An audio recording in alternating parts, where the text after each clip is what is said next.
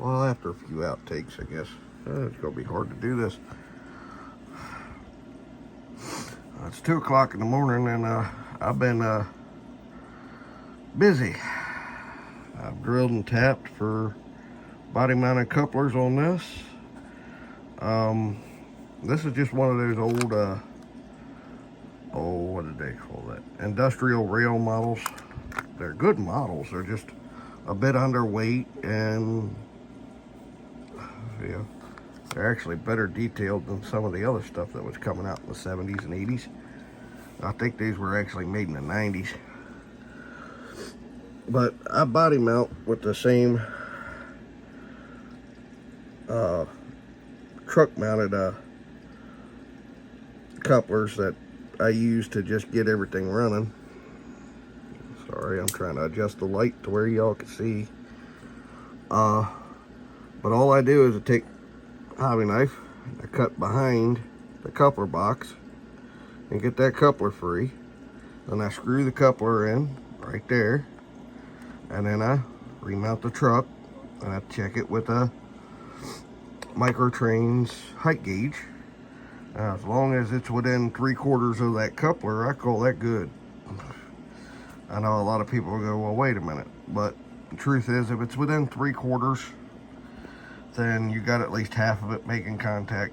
If you got a good level track and no big dips or anything else, it's usually fine. So I'll bring you back when I'm done this one. Now, the big trick when it comes down to it is, if you notice this coupler is way off center. Well, that's because I've got the screw in there a little too tight. So try to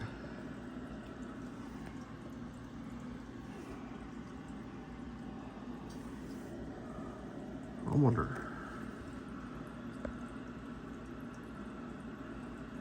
Well, that doesn't really help much.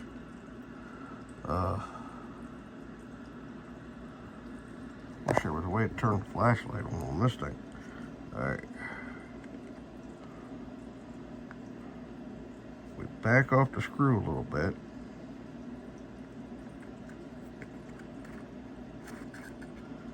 Really hard to do when you don't have 3 hands.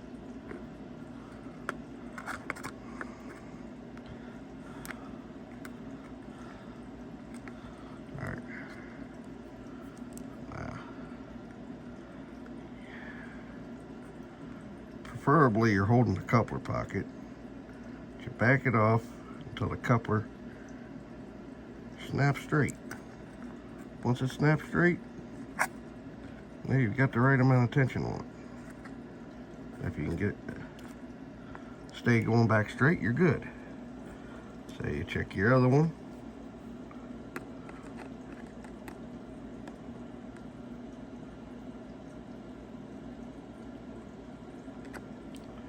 There we go. There we go. Now that's all good. Now it's just time to put the trucks back on, and it's ready to go back on the layout. Okay, a couple last little things. Put the trucks on backwards to where the old coupler pocket mount is facing the inside. It helps. I get to re-rail an N-scale car with one hand too. I'm getting good at that though. Now let's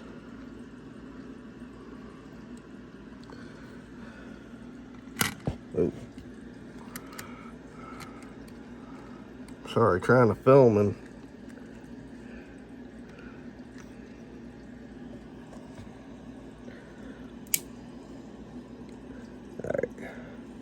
notice how that's only about 1/4 high. Well, it's less than that now when all wheels are on.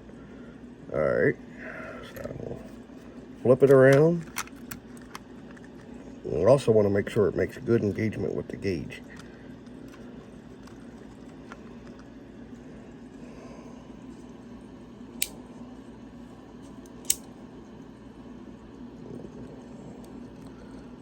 It's actually level, but it doesn't look level on the film. So that's how you do that. I could probably pull all 2x4. Just about. Whew. Man, that took a lot of weight to snap loose. But they engage the first time every time. I've been using Woodland Scenics Hobby Lube for my couplers that don't want to work right. That's actually been working out pretty good. But yeah, that's how I do that. And I figured I'd just hop on here because I ain't been on here yet at all this month. So give me a couple minutes and you'll have a last couple minute discussion. Well, now you just seen how I do my couplers and trucks. You know, it's taking me about 10 minutes per car. I do it that way because it's just cheaper. Literally, I don't have to go out and buy the coupler pockets and everything else and do the other way, and my curves are broad enough that it doesn't interfere, as they're 15-inch radius curves on the layout now. And I'll tell you what, that's one of my better decisions. So I'm gonna do 15 inches and broader from now on. I ain't even gonna try.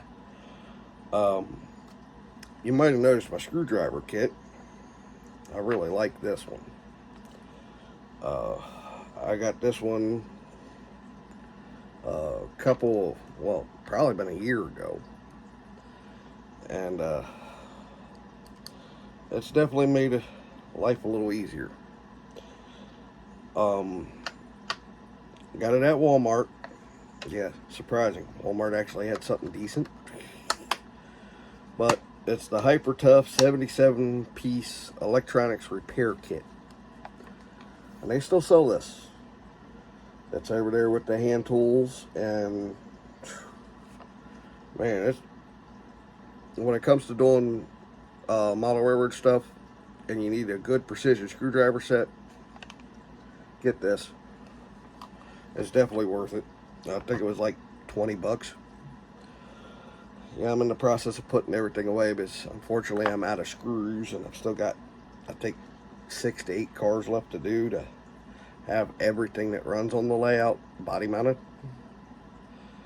And everything that's going back out to the layout except for the Kato hopper cars. I've got 100-ton roller bearing trucks on them, which definitely to me, with the fact that I'm modeling the mid 80s, well, pretty much early 90s, definitely was a big help to have all that ready to go. So I'm just putting tools up. I bought the Hobby Lube for an RC car that I used to have. Believe it or not, I have yet to need more. That's just graphite, powdered graphite, which would actually do probably pretty good weathering steam locomotives too, because they used to actually slather graphite grease and oil all over them things.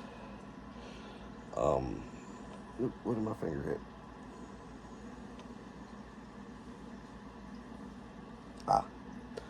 That little itty bitty screw from that Bachmann car.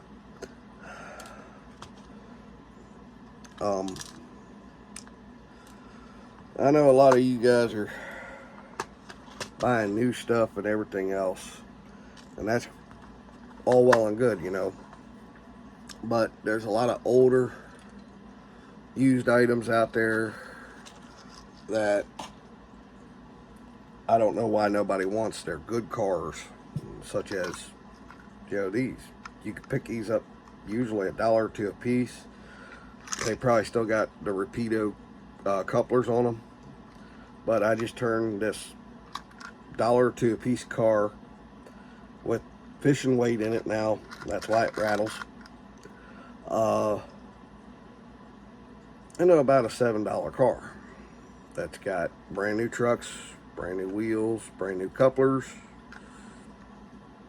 It cost me, let's see here, you get a 10 pack of those couplers and trucks for 50 bucks. Yeah, that's gone up.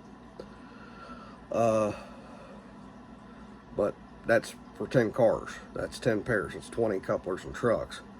So, dollar car cost me, what would you say, $2.50 for a set of couplers and trucks for it? So that's $3.50, and a little bit of split shot sinkers, which you get from Walmart for $2 a bag. You only need about 3 or 4 of them to get this right up to weight. So that's less than 1/10 of the package. So you're probably talking about another 10 cents there. So $3.60, and you got a car that you buy off the shelf for about 10 bucks. You know, if not a lot more. I just went looking for body mounted couplers and N scale. Bachmann's producing them. Rapido still doesn't. Rapido's supposed to be top of the line, and they're all Teglo. They couplers mounted on the truck instead of on the body. Unfortunately, the way that I'm starting to run my interchange track, it's a shove move from the main town backwards all the way up across the bridge, down around that long curve, that long downgrade, and it's all in a shove. Well, if I'm running it that way, so that way I can use both tracks in my interchange instead of having to run around, that's, freight cars don't like that if they've got truck mounted couplers, because you're pushing against the weight of the train. Well, about the middle of the train, you've got all those trucks trying to do this in order to get off the pressure of that coupler, and they want to derail. Especially if you got one little bitty flake of dust or something allowing the wheels to jump up and down. So, and I've been sick for the past 2 weeks. I've been wanting to do a video, but if you can't tell, I'm still kind of sick. Tomorrow I'm making a hobby shop run. This is for my birthday and Christmas with my mother, so I'm going to try to, when I get home, do a short video on what all I got. I know I need to replace 3 turnouts. One's bent. Yeah, got a nice little crown to it in the middle. And 2 are completely dead. The points, both sides, dead. So they're right at the throat of Tawnytown, which means the locomotive just stalls just as soon as it gets into town. So I'm going to be replacing those, and yeah, then it all depends on how much my mother wants to spend on me. But Sparky's got a live stream coming up on Christmas Day. Y'all might want to tune in. Today's the 20th, so it's 5 days away. I'm probably going to try to do something on the 23rd, if I can figure out how to do it. Don't ask why the 23rd. You'll figure it out if I get to do it on the 23rd. But I'm gonna head up here today. I don't know why I said tomorrow, it's today now. And a little bit, and at least get those 3 tracks, and probably buy some industrial buildings that I'm needing. Knock on wood, they have the model engineering, micro engineering truss bridge back.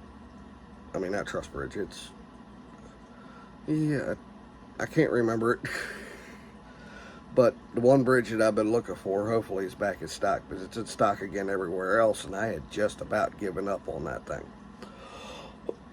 But I need 2 sections of it. That's $100, so I don't know if I can get away with that, because this is kind of my treat where I get to spend my birthday and my Christmas money.